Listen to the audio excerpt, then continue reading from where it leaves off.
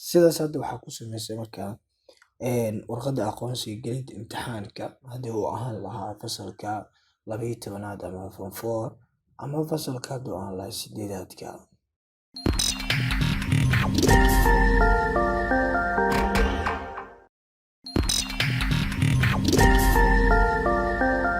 Salaamullahi calaykum waraxmatullaahi wabarakaatuh. Kusoo dhawow Sokosid Academy. Haddaad nooga cusubtahay subscribe saar, gambaleelkana furo si ay kuu soo gaaraan fiidiyoyadeena dambe. Maanta waxaan rabnaa inaan sameyno warqadda aqoonsiga gelidda imtixaanka hadduu ahaan lahaa fasalka 8aad ama fasalka 4aad ama form 4 saad u taqaanaa fasalka 12aad. Aan isticmaalayno MS Word-ka. Marka ugu horeyso waxaan soo kacsanayaa MS Word-ka. MS Word-ka markaan soo kacsado waxaan soo gashanayaa shape, insert ayaan ku dhufanayaa. Kadibna waxaan ka dooranayaa shape, waxaan soo qaadanayaa shape-kan ah one rectangle-ka. Kadibna halkaasi ayaan ku calaameysanayaa. Markaan halkaas aan ku calaamaysto waxaan sameynayaa, waxaan ka saarayaa dhexda midabka ku jira, waxaan ku dhufanayaa shape fill. Kadibna waxaan leeyahay marka no outline. Outline-ka ayaan iska bedelayaa oo waxaan ka dhiganayaa mid madow ah oo waxaan ku dhufanayaa shape outline. Marka shape outline aan ku dhufto waxaan sameynayaa halkan ugu koreyso ayaan waxaan rabaa inaan qoraal aan ku qorto.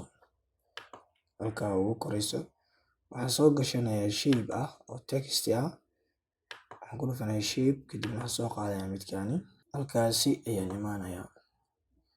Waxaan ku qorayaa marka qaybta ugu sareysa Jamhuuriyadda Soomaaliya. Waxaan u degayaa marka hoos oo enter ayaan leeyahay. Waxaan ku qorayaa marka dalada. Waxaa ku dhufanaysaa home tab-ka, waxaa ka dooranaysaa calaamadda X-ka. Kadibna waxaan qorayaa marka 8aad. Kadibna waa ka qaadaysaa sidiisa ayuu ku laabanayaa. Marka waxaan rabaa qoraaladaas oo dhan dhexda inaan geysto, waxaan ku dhufanayaa calaamaddaani oo ah center-ka inay ku geyso. Kadib waxaan u degsanayaa hoos, double click ayaan ku siinayaa. Kadib waxaan ka dooranayaa no outline. Outline-ku ka baxay. Kadibna shape-ka waxaan leeyahay markaasi send back. Waxaa meesha ka baxay markaad saa u jeedid wareegii halkaa dul saarnaa. Sidaas hadda waxaa ku samaysay marka ciwaankii kora. Waxaan rabaa marka inaan halkan xariiqan aan geliyo. Waxaan ku dhufanayaa insert-ga shape, calaamaddaas soo dooranaysaa line-ka. Waxaad imaanaysaa halkaasi, shift ayaa qabanaysaa. Kadibna waad ku jiidaysaa. Kadibna calaamadda waxay kuu noqonaysaa mid toosan. Kadibna adigoo arrow isticmaalayo kor ugu jiid. Haddaad rabto calaamaddu waad weynaysan kartaa oo sidaa ay ka dhigan kartaa.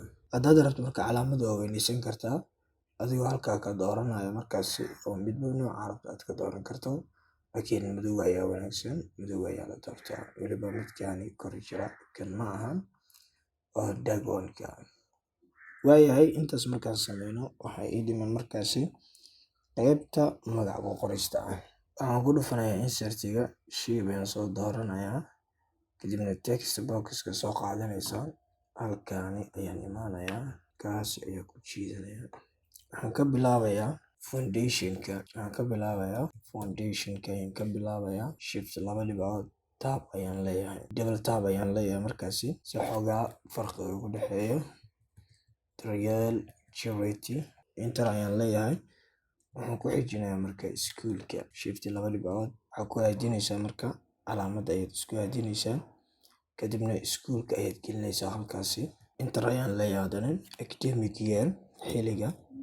Academic year xiligiisa waa sanadka soo dhamaaday ilaa sanadkii hadda ku jirno. Enter ayaan leeyahay. Waxaan gelinayaa markaasi magaciisa dhammaystiran. Magaca dhammaystiran shift 2 dhibcood tab ayaan leeyahay markaasi. Magaciisa dhammaystiran ayaad gelinaysaa halkaasi qofka ardayga ah. Enter ayaan leeyahay. Waxaa ku xiga markaasi magaca hooyadiisa, mother's name. Magaca hooyadiisa ayaa wax laga doonayaa inaad geliso. Ahmed Ali Ahmed. Waxaa ku xiga markaa date of birth, xilliga uu dhashay. Tusaale waxaan leeyahay markaasi 1995. Xilliga uu dhashay waxaad lehaysaa 10-ka bisha 10aad 1995. Enter ayaad leedahay. Place halka uu ku dhashay ayaad ku xijinaysaa. Tab ayaan leeyahay. Banaadir. Waayahay halka uu ku dhashay Banaadir waaye. waxaan ku xijinayaa marka roll numberka.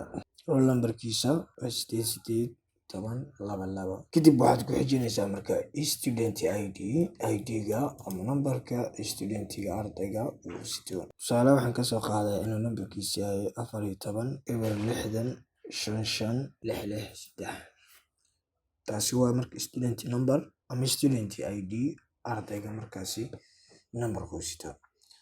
waayahay marka waxaan weyneysanayaa marka calaamadan dambe ee meeshaan ku xiray ayaan soo weyneysanayaa oo ilaa halkaas ayaan keenayaa. Calaamada inaan weyneystana marka waxaa keenaysa waxay tahay midkan ayaa markaasi wuxuu ka baxayaa marka qadkii loogu talagalay. waayahay marka waxaan sameynayaa marka qaybtan ayaan select gareynayaa. kadib waxaan ka dhigayaa markaasi boldly ayaan ka dhigayaa inay farteeda ay waaweyn tahay. farta markaan waaweyneeyo marka waxaa jira marka qoraalo booskooda ka baxaya oo inaad ku soo celisay loo baahan yahay. waxaan ku dhufanayaa marka shape-kani. kadib double click markaan ku siiyo waxaan ka dooranayaa shape outline, no outline ayaan ka dhigayaa. kadibna waxaan awood u yeelanayaa marka shape-kaygan inaan xoogaa dib aan u soo ceshto. markaan dib aan u soo ceshto waxaa ku jira marka shape-kan kale ka hooseeyo right click ku dheh, send back ka dooro. send back marka ka doorato waxaad aragtaa in xoogaa meeshii shape-kani hore ee meesha ay ka soo galayo oo u baahan yahay in xoogaa kor loo qaado. hadda waxaad aragtaa magacii aqoonsigii oo dhammaystiran intaba inaan ku qoray. waxaa iga dhiman marka sawirka ardayga.